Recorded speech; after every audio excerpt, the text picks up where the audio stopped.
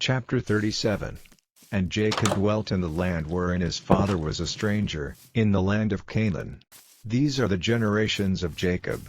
Joseph, being 17 years old, was feeding the flock with his brethren, and the lad was with the sons of Bilhah, and with the sons of Zilpah, his father's wives, and Joseph brought unto his father their evil report. Now Israel loved Joseph more than all his children, because he was the son of his old age, and he made him a coat of many colors. And when his brethren saw that their father loved him more than all his brethren, they hated him, and could not speak peaceably unto him. And Joseph dreamed a dream, and he told it his brethren, and they hated him yet the more. And he said unto them, Hear, I pray you, this dream which I have dreamed. For, behold, we were binding sheaves in the field, and, lo, my sheaf arose, and also stood upright, and, behold, your sheaves stood round about, and made obeisance to my sheaf. And his brethren said to him, Shalt thou indeed reign over us, or shalt thou indeed have dominion over us? And they hated him yet the more for his dreams, and for his words. And he dreamed yet another dream, and told it his brethren, and said, Behold, I have dreamed a dream more, and, behold, the sun and the moon and the 11 stars made obeisance to me. And he told it to his father, and to his brethren, and his father rebuked him, and said unto him, What is this dream that thou hast dreamed? Shall I and thy mother and thy brethren indeed come to bow down ourselves to thee to the earth? And his brethren envied him, but his father observed the saying. And his brethren went to feed their father's flock in Shechem.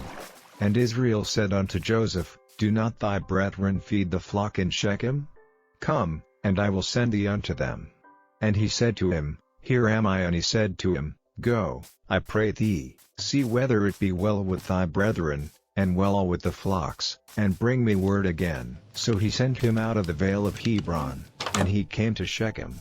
And a certain man found him, and, behold, he was wandering in the field, and the man asked him, saying, What seekest thou? And he said, I seek my brethren. Tell me, I pray thee, where they feed their flocks. And the man said, They are departed hence, for I heard them say, Let us go to Dothan.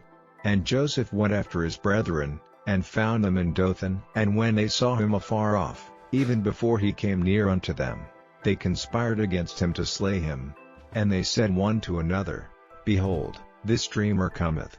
Come now therefore, and let us slay him, and cast him into some pit, and we will say, Some evil beast hath devoured him, and we shall see what will become of his dreams. And Reuben heard it, and he delivered him out of their hands, and said, Let us not kill him. And Reuben said unto them, Shed no blood, but cast him into this pit that is in the wilderness, and lay no hand upon him, that he might rid him out of their hands, to deliver him to his father again. And it came to pass, when Joseph was come unto his brethren, that they stripped Joseph out of his coat of many colors that was on him, and they took him, and cast him into a pit, and the pit was empty, there was no water in it. And they sat down to eat bread, and they lifted up their eyes and looked, and, behold, a company of Ishmaelites came from Gilead with their camels bearing spicery and balm and myrrh, going to carry it down to Egypt. And Judah said unto his brethren, What profit is it if we slay our brother, and conceal his blood? Come, and let us sell him to the Ishmaelites, and let not our hand be upon him, for he is our brother and our flesh. And his brethren were content. Then there passed by Midianites merchantmen, and they drew and lifted up Joseph out of the pit, and sold Joseph to the Ishmaelites for 20 pieces of silver, and they brought Joseph into Egypt. And Reuben returned unto the pit, and, behold, Joseph was not in the pit, and he rent his clothes. And he returned unto his brethren, and said, The child is not, and I, whither shall I go? And they took Joseph's coat, and killed the kid of the goats, and dipped the coat in the blood, and they sent the coat of many colors, and they brought it to their father, and said, This have we found, know now whether it be thy son's coat or no. And he knew it, and said, It is my son's coat, an evil beast hath devoured him. Joseph is without doubt rent in pieces. And Jacob rent his clothes, and put sackcloth upon his loins, and mourned for his son many days. And all his sons and all his daughters rose up to comfort him, but he refused to be comforted. And he said, For I will go down into the grave unto my son mourning. Thus his father wept for him.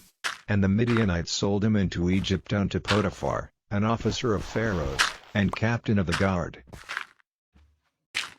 Chapter 38. And it came to pass at that time, that Judah went down from his brethren, and turned into a certain Adulamite, whose name was Hira.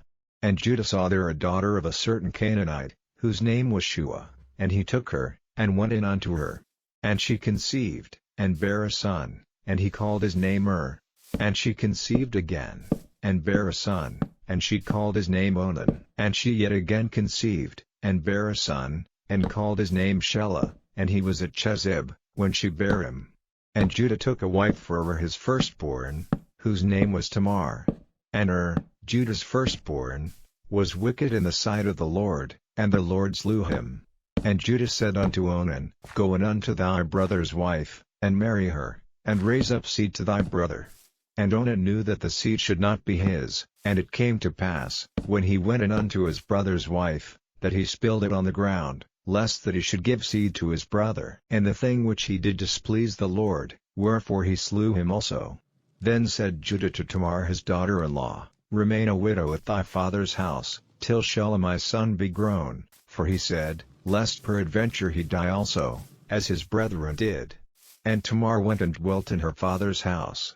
And in process of time the daughter of Shua Judah's wife died, and Judah was comforted, and went up unto his sheep shearers to Timnath, he and his friend Hira the Adulamite. And it was told Tamar, saying, Behold thy father-in-law goeth up to Timnath to shear his sheep. And she put her widow's garments off from her, and covered her with a veil, and wrapped herself, and sat in an open place, which is by the way to Timnath, for she saw that Shelah was grown, and she was not given unto him to wife. When Judah saw her, he thought her to be an harlot, because she had covered her face. And he turned unto her by the way, and said, Go to, I pray thee, let me come in unto thee, for he knew not that she was his daughter-in-law. And she said, What wilt thou give me, that thou mayest come in unto me? And he said, I will send thee a kid from the flock. And she said, Wilt thou give me a pledge, till thou send it? And he said, What pledge shall I give thee? And she said, Thy signet, and thy bracelets, and thy staff that is in thine hand. And he gave it her, and came in unto her, and she conceived by him. And she arose, and went away, and laid by her veil from her, and put on the garments of her widowhood. And Judah sent the kid by the hand of his friend the Adulamite, to receive his pledge from the woman's hand, but he found her not. Then he asked the men of that place, saying, Where is the harlot, that was openly by the wayside? And they said, There was no harlot in this place. And he returned to Judah, and said, I cannot find her. And also the men of the place said, that there was no harlot in this place. And Judah said, Let her take it to her, lest we be shamed. Behold, I sent this kid, and thou hast not found her. And it came to pass about 3 months after, that it was told Judah, saying, Tamar thy daughter-in-law hath played the harlot, and also, behold, she is with child by whoredom. And Judah said, Bring her forth, and let her be burned. When she was brought forth, she sent to her father-in-law, saying, By the man, whose these are, am I with child? And she said, Discern, I pray thee, whose are these, the signet, and bracelets, and staff? And Judah acknowledged them, and said, She hath been more righteous than I, because that I gave her not to Shelah my son. And he knew her again no more. And it came to pass in the time of her travail, that, behold, twins were in her womb. And it came to pass, when she travailed, that the one put out his hand, and the midwife took and bound upon his hand a scarlet thread, saying, This came out first. And it came to pass, as he drew back his hand, that, behold, his brother came out. And she said, How hast thou broken forth? This breach be upon thee. Therefore his name was called Phares. And afterward came out his brother, that had the scarlet thread upon his hand, and his name was called Zara. Chapter 39. And Joseph was brought down to Egypt, and Potiphar, an officer of Pharaoh, captain of the guard, an Egyptian, bought him of the hands of the Ishmaelites, which had brought him down thither. And the Lord was with Joseph, and he was a prosperous man, and he was in the house of his master the Egyptian. And his master saw that the Lord was with him, and that the Lord made all that he did to prosper in his hand. And Joseph found grace in his sight, and he served him, and he made him overseer over his house, and all that he had he put into his hand. And it came to pass from the time that he had made him overseer in his house, and over all that he had, that the Lord blessed the Egyptian's house for Joseph's sake, and the blessing of the Lord was upon all that he had in the house, and in the field. And he left all that he had in Joseph's hand, and he knew not aught he had, save the bread which he did eat. And Joseph was a goodly person, and well favored. And it came to pass after these things, that his master's wife cast her eyes upon Joseph, and she said, Lie with me. But he refused, and said unto his master's wife, Behold, my master wotteth not what is with me in the house, and he hath committed all that he hath to my hand. There is none greater in this house than I, neither hath he kept back anything from me but thee, because thou art his wife. How then can I do this great wickedness, and sin against God? And it came to pass, as she spake to Joseph day by day, that he hearkened not unto her, to lie by her, or to be with her. And it came to pass about this time, that Joseph went into the house to do his business, and there was none of the men of the house there within. And she caught him by his garment, saying, Lie with me. And he left his garment in her hand, and fled, and got him out. And it came to pass, when she saw that he had left his garment in her hand, and was fled forth, that she called unto the men of her house, and spake unto them, saying, See, he hath brought in an Hebrew unto us to mock us. He came in unto me to lie with me, and I cried with a loud voice. And it came to pass, when he heard that I lifted up my voice and cried, that he left his garment with me, and fled, and got him out. And she laid up his garment by her, until his lord came home. And she spake unto him according to these words, saying, The Hebrew servant, which thou hast brought unto us, came in unto me to mock me. And it came to pass, as I lifted up my voice and cried, that he left his garment with me, and fled out. And it came to pass, when his master heard the words of his wife, which she spake unto him, saying, After this manner did thy servant to me, that his wrath was kindled.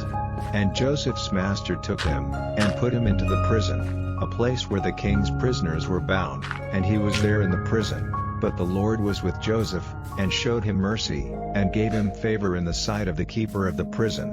And the keeper of the prison committed to Joseph's hand all the prisoners that were in the prison, and whatsoever they did there, he was the doer of it.